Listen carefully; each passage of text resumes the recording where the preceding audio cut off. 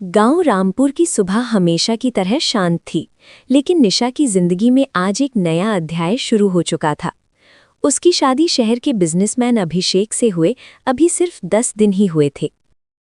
निशा पढ़ी लिखी, समझदार और आत्मसम्मान वाली 24 साल की युवती थी। शादी के बाद वो पहली बार अपने ससुराल आई थी। एक बड़ा सा घर, सख्त नियम और हर बात पर नजर रखने वाली सास सविता देवी। पहले ही दिन सविता देवी ने साफ कह दिया, हमारे घर की बहुएं सुबह 5 बजे उठती हैं, घर पहले बाकी सब बाद में। निशा ने मुस्कुराकर सिर हिला दिया, लेकिन अंदर कहीं उसे घुटन महसूस हुई। अभिषेक सुबह ऑफिस चला जाता और रात देर से लौटता। दिन भर निशा घर के कामों में लगी रहती, पर किसी से खुलकर बात करने वाला कोई नहीं था। एक दिन उसने अभिषेक से कहा, मुझे थोड़ा समय अपने मायके भी बिताना है, मम्मी अकेली हैं। अभिषेक ने सहजता से कहा, अगर तुम खुश रहोगी तो घर भी खुश रहेगा। दिन यहाँ रहो, रात मायके चली जाया करो कुछ दिन। निशा हैरान रह गई, उसे उम्मीद नहीं थी कि अभिषेक इतना समझदार होगा। अगले ही दिन से एक अजीब सा सिलसिला शुरू हुआ, दिन ससुराल में और रात मायके में। लेकिन उसे नहीं पता था कि ये फैसला आगे चलकर पूरे परिवार में तूफान खड़ा करने वाला है। निशा अब रोज सुबह ससुराल आ जाती और पूरे मन से घर का काम संभालती। सास सविता देवी भी धीरे धीरे उसके काम से खुश होने लगी थीं, लेकिन एक बात उन्हें हमेशा खटकती थी, निशा का हर शाम तैयार होकर घर से निकल जाना। एक दिन पड़ोसन कमला चाची ने बातों बातों में पूछ लिया, अरे भाभी, आपकी बहू रोज शाम को कहाँ चली जाती है? सविता देवी ने पहले तो बात टाल दी, लेकिन उनके मन में सवाल बैठ गया। उस रात जब अभिषेक घर लौटा तो सविता देवी ने सीधे पूछ लिया, तुम्हारी पत्नी रोज रात को मायके क्यों जाती है? शादी के बाद बहू का घर ससुराल ही होता है। अभिषेक शांत स्वर में बोला, माँ, निशा अभी नए माहौल में ढल रही है, थोड़ा समय दीजिए। लेकिन सविता देवी को ये बात बिल्कुल पसंद नहीं आई। अगले दिन उन्होंने चुपचाप निशा का पीछा करने का फैसला किया। शाम को जैसे ही निशा घर से निकली, सविता देवी दूर दूर से उसके पीछे चलने लगी।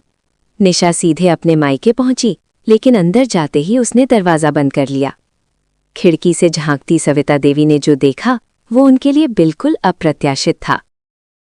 निशा अपनी माँ के साथ हंसते हुए खाना बना रही थी और फिर अचानक उसकी आंखों में आंसू आ गए।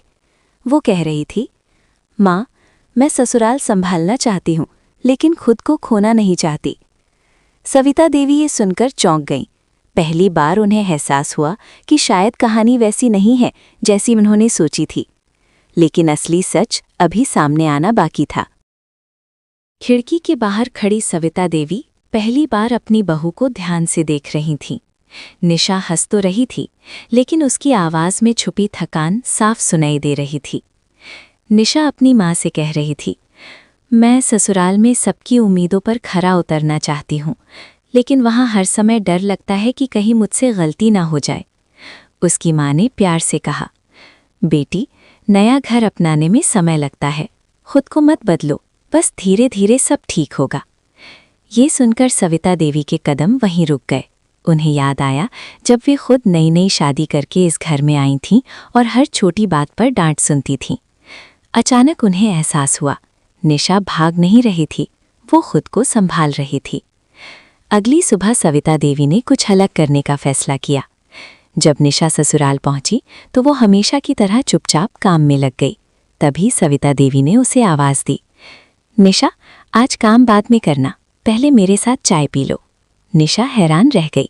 ये पहली बार था जब सास ने उसे अपने पास बैठाया था। कुछ देर की चुप्पी के बाद सविता देवी बोली, अगर तुम्हें मायके जाकर सुकून मिलता है तो जाओ, लेकिन इस घर को भी अपना समझो, यहाँ डरने की जरूरत नहीं है। निशा की आंखें नम हो गईं। उसे पहली बार लगा कि शायद अब ये घर सच में उसका भी हो सकता है। लेकिन उसी शाम एक ऐसी बात सामने आई जिसने सबको फिर से सोचने पर मजबूर कर दिया। सविता देवी के बदले हुए व्यवहार से निशा का मन हल्का हो गया था। अब वो ससुराल में पहले से ज्यादा सहज महसूस करने लगी थी। लेकिन उसी शाम अचानक अभिषेक जल्दी घर आ गया। उसके चेहरे पर चिंता साफ दिखाई दे रही थी। निशा, हमें बात करनी है। उसने गंभीर आवाज में कहा। सविता देवी भी वहीं बैठ गईं। अभिषेक ने धीरे से बताया, मेरी कंपनी का बड़ा प्रोजेक्ट बंद हो गया है, कुछ समय तक आर्थिक परेशानी हो सकती है। घर में सन्नाटा छा गया। सविता देवी चिंतित हो गई। अब घर का खर्च कैसे चलेगा? निशा कुछ पल चुप रही, फिर बोली, अगर आप सब अनुमति दें तो मैं भी काम करना चाहती हूँ। शादी से पहले मैं ऑनलाइन डिज़ाइनिंग का काम करती थी। सविता देवी चौंक गईं। उन्हें पहली बार एहसास हुआ कि उनकी बहू सिर्फ घर संभालने वाली नहीं, बल्कि जिम्मेदार और सक्षम भी है। अभिषेक ने मुस्कुराकर कहा, मैं तो पहले दिन से चाहता था कि तुम अपने सपने जारी रखो। अगले ही दिन से निशा ने काम शुरू कर दिया। दिन में वो ससुराल संभालती और रात को मायके जाकर शांत माहौल में अपना काम करती। धीरे धीरे उसकी कमाई से घर की स्थिति संभलने लगी। एक रात सविता देवी ने अभिषेक से कहा, शायद हम बहू को समझने में देर कर बैठे, वो इस घर की ताकत है। उसी पल सविता देवी ने मन ही मन एक फैसला लिया, ऐसा फैसला जो सब कुछ बदल देने वाला था। अगली सुबह घर का माहौल कुछ अलग था। निशा रोज की तरह जल्दी उठकर काम करने लगी, लेकिन आज सविता देवी ने उसे रोक लिया। आज इतना काम करने की जरूरत नहीं है, उन्होंने नरम आवाज में कहा। निशा हैरान रह गई। सविता देवी ने सबके सामने कहा, आज से तुम्हें रात को मायके जाने की जरूरत नहीं है, क्योंकि अब ये घर भी तुम्हारा अपना है, सिर्फ जिम्मेदारी नहीं। निशा चुप रह गई। उसकी आंखों में आंसू आ गए। सविता देवी आगे बोली, मैंने सोचा जब तुम दिन में हमारे लिए इतना करती हो तो हमें भी तुम्हें सुकून देना चाहिए। घर नियमों से नहीं, अपनापन से चलता है। अभिषेक मुस्कुराने लगा। उसे लगा जैसे घर की दीवारों में पहली बार सचमुच गर्माहट आ गई हो।